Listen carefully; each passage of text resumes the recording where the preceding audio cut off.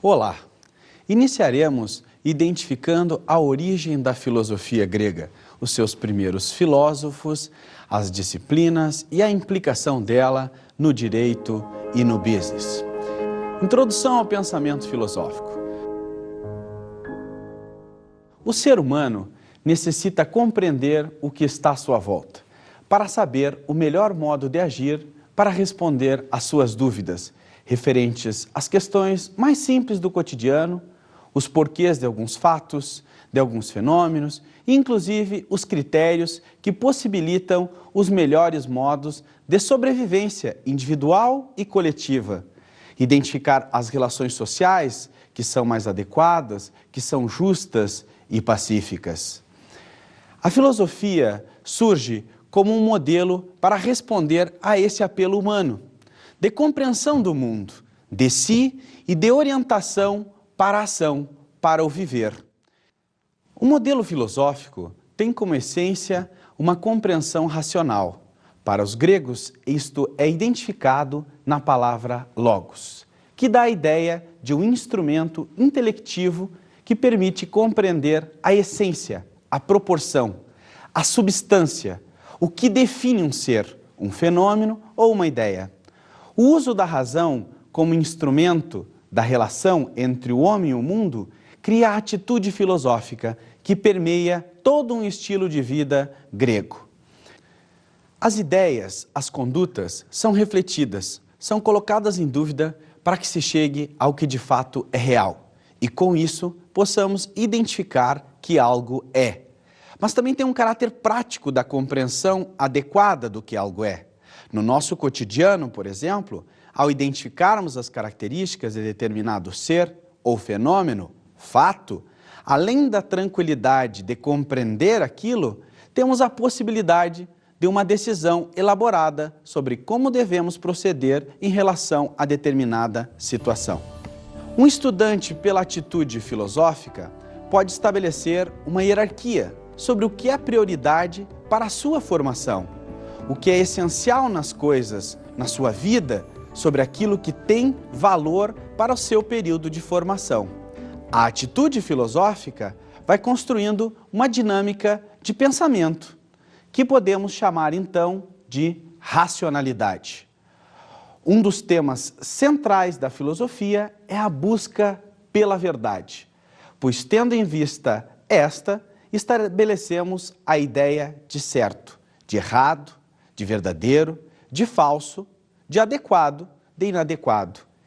Isto no ambiente da ciência, mas também no cotidiano do trabalho, nas metas, nas estratégias, nos comportamentos que cabe identificar aquilo que é certo e errado, tendo então uma atitude filosófica, que vai despertar a atenção despreocupada para o que tomamos como certo, adequado, verdadeiro, na medida da necessidade, da circunstância e do que possa estar mudando. Algo falso tomado como verdadeiro pode gerar injustiças, conflitos, crises, perdas na dimensão técnica, de conhecimento e de ação. Por isso, os critérios racionais são economia e funcionalidade na relação do homem com o seu mundo, consigo mesmo. Mas então, o que é a filosofia? O termo filosofia vem do grego, philos, que significa amor, e sofia, que significa saber.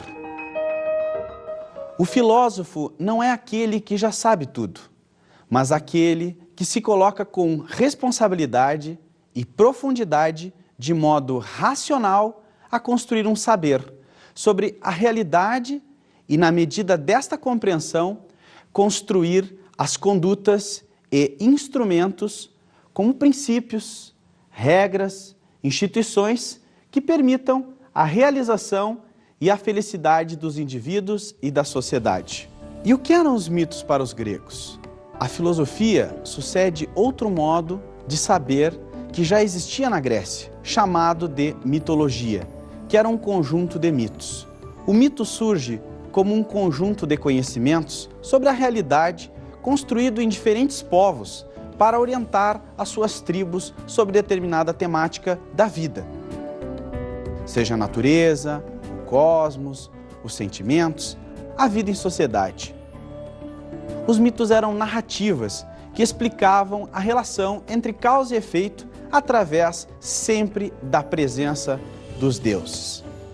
Na Grécia, isto era feito primeiro pelas pessoas mais velhas, depois pelos aiedos e logo mais então, de forma sistematizada, vieram os poetas Homero e Hesíodo.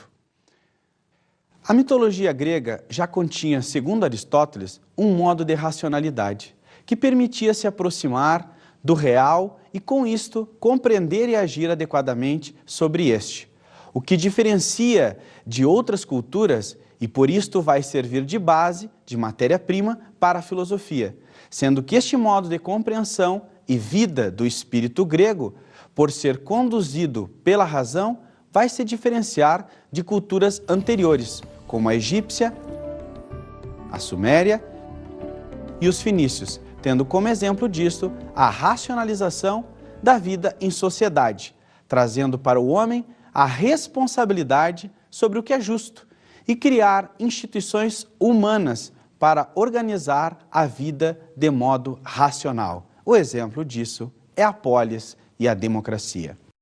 Passagem do mito à filosofia. O mito grego se configurava em narrativas que misturavam o mundo dos deuses com o mundo dos humanos.